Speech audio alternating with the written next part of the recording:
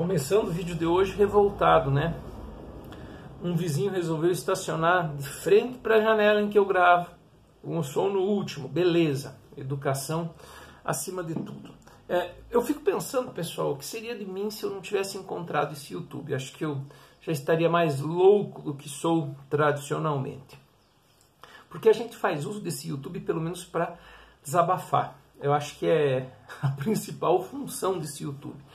Não é denunciar, né? Acho que não chega a tanto, né? Quem dera um dia eu pudesse denunciar determinadas coisas no meu canal, mas eu não tenho culhão para tanto, né? Então, meu canal tem o papel de ouvir as minhas reclamações, de ouvir as minhas queixas.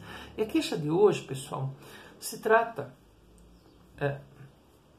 da impossibilidade de um sujeitinho, né, que mora num ser tão distante como eu, conseguir emprego, né? As pessoas falam muito mesmo, no fim da estabilidade de funcionário público, falam das vantagens e benesses de ser funcionário público, que nossa, como é bom você ser funcionário público, como é melhor, porque afinal de contas você tem a vida garantida. E essas pessoas esquecem que funcionário público não tem fundo de garantia. Esquecem que funcionário público, por exemplo, não tem multa rescisória numa eventual demissão, né, ou pedido de demissão. E aí, quando a gente vai buscar novas alternativas, a gente acaba descobrindo o quê? Que a média salarial na minha área de trabalho, em concurso público, não passa de R$ 1.800, né? O menor salário identificado nesse período é mais ou menos de R$ 1.200, né? O salário médio acaba tendo esse valor de R$ 1.200 e o salário máximo de R$ 1.800.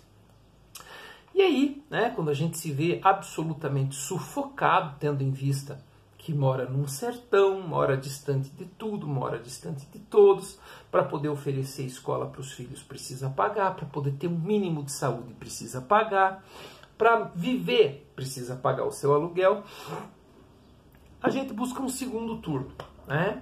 Passa a trabalhar de manhã, passa a trabalhar à tarde, passa a trabalhar à noite, né? E não satisfeito, né? O governo ainda vem com esse discurso maldito de meritocracia, né? E essas pessoas começam a equiparar as pessoas que vivem nos grandes centros, próximas a todo tipo de oportunidade, inclusive emanada das coisas públicas, e tenta comparar com um Zé, como eu, que mora num sertão distante. Fui procurar emprego numa empresa privada. Já trabalhei com recursos humanos, como vocês sabem. Ótimo, para a maioria das atividades, a idade máxima que eles aceitam são 28 anos. 28. Eu estou com 41, né? Para um segundo grupo de responsabilidades de hierarquia, né? Gerência, chefias, diretorias, entre outros, a idade máxima vai de 35 a 38 anos. Quando a gente consegue ter, né?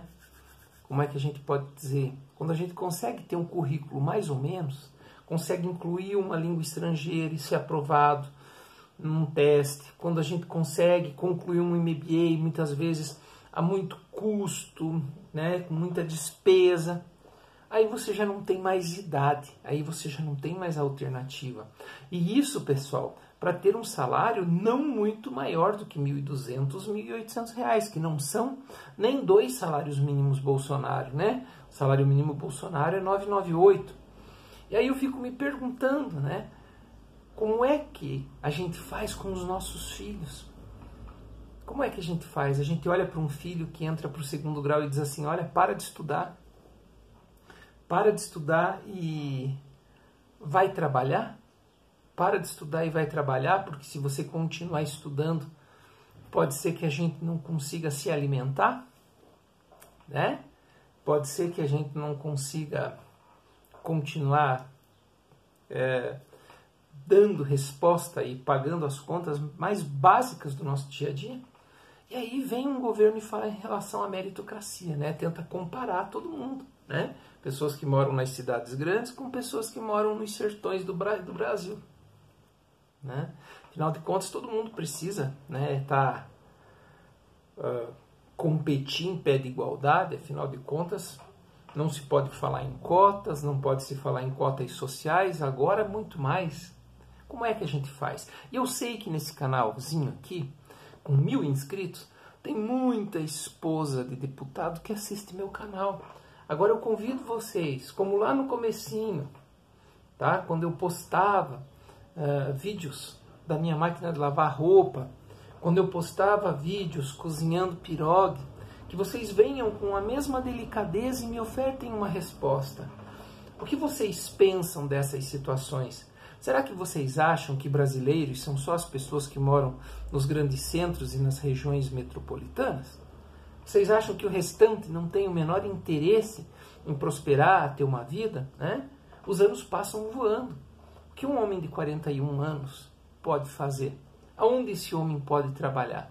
Muitas vezes sendo aprovado nos testes, aprovados nas entrevistas, etc. Quando chega no fim dos processos, qual é a resposta que o sujeito ouve? Né? Muitas vezes nem falam da idade, né? Porque afinal de contas poderia ser interpretado como preconceito ou alguma coisa assim. Não interessa, pessoal, não interessa. É essa sujeira que a gente está vivendo. As coisas estão cada vez mais difíceis. As coisas tendem a piorar significativamente. Nada vai melhorar. Nada vai melhorar. Por mais que digam que quem está aí está disposto a fazer melhor, a fazer diferente, a fazer uma limpa, enquanto essas pessoas não olharem para todos os brasileiros, sejam eles de 21, 41 ou de 61 anos, com o mesmo olhar de respeito, exigindo que as pessoas respeitem o brasileiro da mesma maneira, nada vai mudar. Alguns dias atrás, num dos países nórdicos lá, saiu uma notícia que um cara de mais de 60 anos entrou na justiça pedindo para retirar 20 anos da sua identidade, para rejuvenescer legalmente 20 anos. E a justificativa dele foi justamente essa. Se ele tivesse menos 20 anos, ele conseguiria, por exemplo, um emprego, ele conseguiria se aproximar da vida profissional, ele conseguiria dar suporte para a sua vida e para a sua família. Mas aqui a gente não consegue, né? Aqui a gente não consegue, porque os senadores, por exemplo, no apagar das luzes desse último mandato, aprovaram uma lei, por exemplo, que garante a eles e a todas as suas famílias, mesmo depois dos mandatos, de forma vitalícia, cuidados em saúde custeados pelo Senado Federal. Pois é. Essa gente tem todos os benefícios possíveis e imagináveis. Um juiz, por exemplo, quando comete uma barbaridade, ao invés de ser mandado embora, é aposentado com salário integral. E a gente faz o que da nossa vida? Não tem, pessoal, sabe? Eu acho assim, fico triste de ver, pessoal. Fico triste de ver, porque por mais que a gente se esforce, por mais que a gente tente mudar a nossa própria realidade, por mais que a gente tente ter bons pensamentos, fazer coisas diferentes, a gente vê que as coisas só se afundam, as coisas só se aprofundam e as dificuldades só aumentam. Claro, essa reclamação não é uma lamúria, não é um lamento, não é uma murmuração, não é. Né?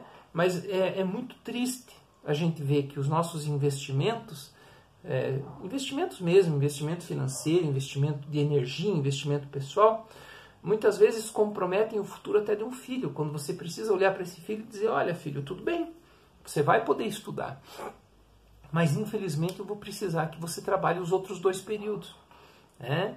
E você não pode garantir ao teu filho a possibilidade de estudo, isso aos 14, 15 anos de idade. E é esse o Brasilzão do amigo Bolsonaro.